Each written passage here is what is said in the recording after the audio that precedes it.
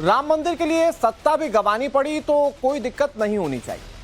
उत्तर प्रदेश के मुख्यमंत्री योगी आदित्यनाथ के अयोध्या में दिए गए इस बयान को लेकर विरोधी सन्न हो गए, क्योंकि योगी ने राम मंदिर आंदोलन को लेकर जो बात कही वो करोड़ों सनातनियों का सीना गर्व से चौड़ा कर देती है। संभल से लेकर औरंगजेब की कब्र पर हाय तौबा मचाने वाले योगी आदित्यनाथ के इस बयान से डरे हुए हैं। सुनिए जरा।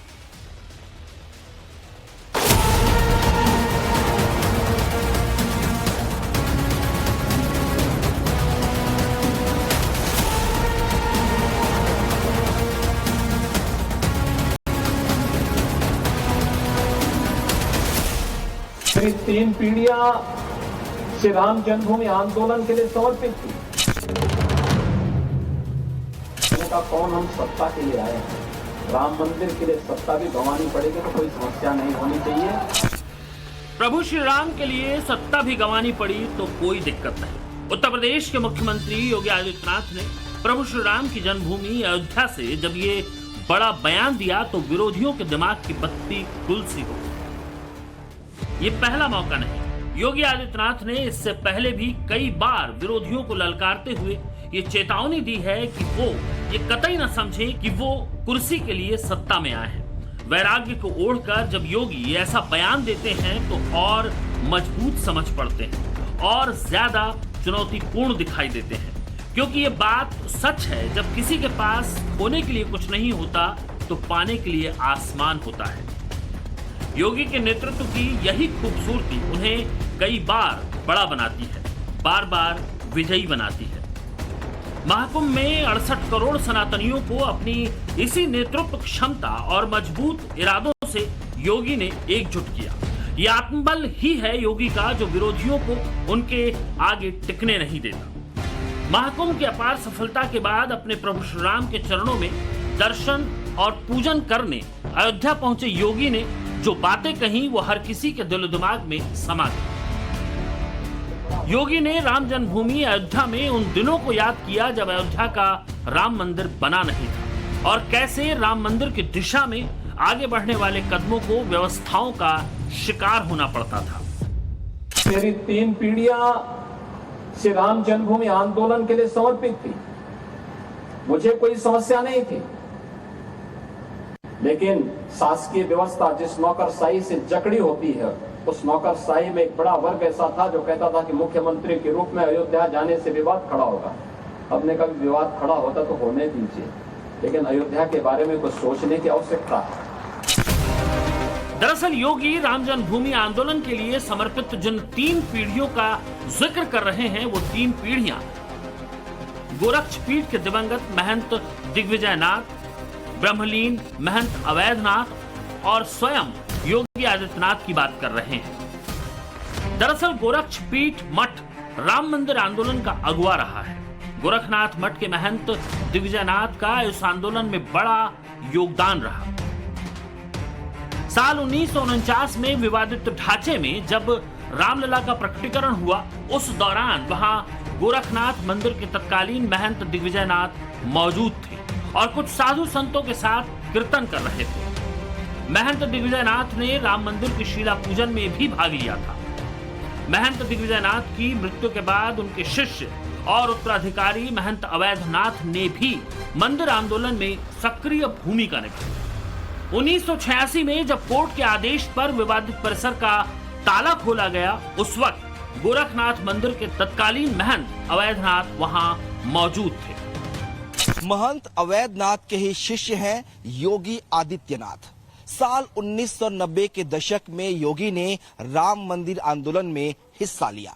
योगी आदित्यनाथ अपने गुरु अवैधनाथ के साथ अयोध्या जाते थे। साल 1994 में योगी आदित्यनाथ गोरक्षपीठ के उत्तराधिकारी बने और उसके बाद 1998 में वो पहली बार सांसद बने। इस दौरान राम मंदिर को लेकर जो भी आंदोलन हुआ उसमें योगी आदित्यनाथ सक्रिय रहते थे। हिंदू युवा वाहिनी जिसकी स्थापना साल 2002 में हुई, उसके जरिए भी योगी आदित्यनाथ राम मंदिर आंदोलन का हिस्सा बनते थे। अयोध्या और राम मंदिर निर्माण को लेकर योगी आदित्यनाथ हमेशा मुखर रहे। अयोध्या में जब परिक्रमा पर रोक लगी थी तो वहां जाने के लिए योगी आदित्यनाथ की गिरफ्तारी हुई थी। इसके अलावा जब एक बार अखंड कीर्तन में भाग लेने के लिए योगी अयोध्या जा रहे थे तो उन्हें रोक दिया गया था।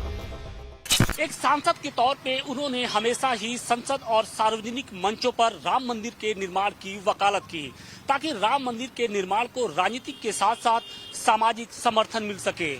हालांकि वो ये जरूर कहते हैं कि राम मंदिर के निर्माण का रास्ता कहीं न कहीं संविधान के दायरे से निकलना चाहिए। वो ये कहते हैं कि केंद्र में हमारी सरकार है, प्रदेश में अगर सरकार बनती है तो संवैधानिक दायरे में इसके निर्माण का रास्ता निकलना चाहिए।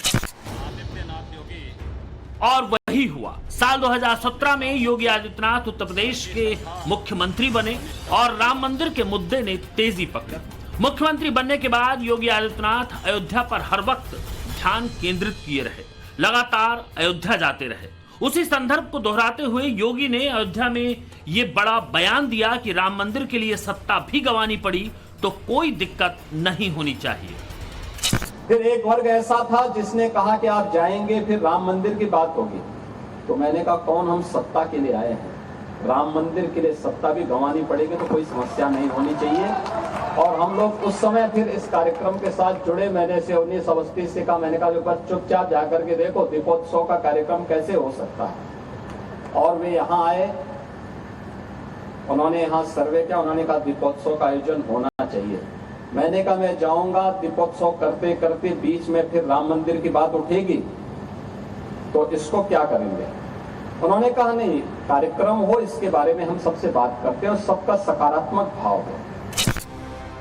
साल 2017 में ही योगी आदित्यनाथ ने मुख्यमंत्री रहते हुए अयोध्या में दीपोत्सव की शुरुआत की। दीपावली के दौरान अयोध्या में मनाया जाने वाला यह महोत्सव लाखों सनातनियों की उम्मीद का कारण बन गया। सरयू नदी के किनारे जब लाखों दीपक जलते तो अयोध्या राममयी हो जाती। 2 साल बाद ही यानी साल 2019 में 9 नवंबर को सुप्रीम कोर्ट ने पूरी जमीन रामलला को दी और मस्जिद के लिए अलग से 5 एकड़ जमीन का आदेश दिया। 2020 में 5 अगस्त को पीएम मोदी ने भूमि पूजन किया और अयोध्या में भव्य राम मंदिर का निर्माण शुरू हुआ। 2024 में 22 जनवरी को रामलला की प्राण प्रतिष्ठा हुई। आप देख रहे होंगे दीपावली के एक दिन पहले अयोध्या का दीपोत्सव अयोध्या का एक फेस्टिवल बन गया, एक पर्व बन गया है। लाखों की संख्या में श्रद्धालु आते हैं और मैं मानता हूं यह शुरुआत थी अयोध्या में राम जन्मभूमि बनने की शुरुआत थी, राम जन्मभूमि की आधारशिला रखने की एक शुरुआत थी। अब तो अयोध्या के कहने ही क्या, करोड़ों सनातनियों की आकांक्षाओं को समेटे अयोध्या पूरी दुनिया में जगमग है। आस्था की रोशनी से नहाई अयोध्या सनातनियों का राम तीर्थ बन चुकी है। भक्तों की ऐसी भीड़ उमड़ती है कि संभाले नहीं संभलती। जहां साल 2016 और 17 में 2.5 लाख राम भक्त दर्शन को आते, आज वही आंकड़ा करोड़ों में पहुंच गया है। अभी मैं जन्मभूमि दर्शन करके आ रहा हूं। मैं गत वर्ष अयोध्या में आए हुए श्रद्धालुओं की संख्या को देख रहा था और मैंने 2015-16 में भी कितने श्रद्धालु यहाँ आए, 16-17 में कितने आए, वो आंकड़ों को भी देख रहा था। एक समय था जब पूरे वर्ष भर में केवल 2,34,000 श्रद्धालु यहाँ पर आए थे 16-17 में। और मैं गत वर्ष के आंकड़े देख रहा था। गत वर्ष अयोध्या धाम में श्रद्धालुओं की संख्या आई थी 16 करोड़। आप अनुमान करिए क्या 2,34,000 और 16 करोड़ में कोई अंतर ही नहीं है। अभी आप देख रहे होंगे लाखों लोग अयोध्या में आज भी दर्शनार्थ आए थे। विरासत ही नहीं, विकास की गाथा भी अयोध्या को आगे ले जा रही है। योगी सरकार ने मंदिर निर्माण के साथ साथ अयोध्या के बुनियादी ढांचे, जिनमें सड़कें, रेलवे स्टेशन और हवाई अड्डे शामिल हैं, उनके लिए 31,000 करोड़ रुपए से अधिक खर्च भी किए। 45 दिनों का महाकुंभ प्रयागराज में हुआ तो यूपी की अर्थव्यवस्था को 3 लाख करोड़ का बूस्ट मिला। अगर सिर्फ अयोध्या को देख लें तो इस दौरान भक्तों ने 26.89 करोड़ का दान दिया, जिसमें जनवरी में 11.56 करोड़ और फरवरी में 15.33 करोड़ का दान रामलला को मिला। वहीं इन 2 महीनों में अयोध्या में 2,500 करोड़ का कारोबार होने का अनुमान है। अयोध्या में 2023 और 24 में राम मंदिर ट्रस्ट को 376 करोड़ की आमदनी हुई थी। दरअसल ये है नेतृत्व और यही है नेतृत्व क्षमता। लोग चाहते थे, लेकिन लीडरशिप का अभाव था। लोग उसको आगे नहीं बढ़ने देना चाहते थे, सही जानकारी, सही तथ्यों को सामने नहीं आने देना चाहते थे। लेकिन हम सब आभारी हैं प्रधानमंत्री मोदी जी के, जिन्होंने विरासत और विकास को एक साथ जोड़ करके भारत की परंपरा को उस गौरव के साथ आगे बढ़ने के लिए प्रेरित किया। जिस डबल इंजन की सरकार पर विरोधी तंज कसते नहीं थकते, उस डबल इंजन की सरकार ने इस देश के करोड़ों सनातनियों के सपनों को साकार किया है। धर्म की रक्षा का जितना बड़ा प्रण योगी ने लिया है, वही प्रण देश की सत्ता पर विराजमान प्रधानमंत्री मोदी ने लिया है। विकास के साथ विरासत को सहेजने वाली ये जोड़ी तभी तो सबसे सुपर हिट है। ब्यूरो रिपोर्ट, टाइम्स नाउ, नव भारत।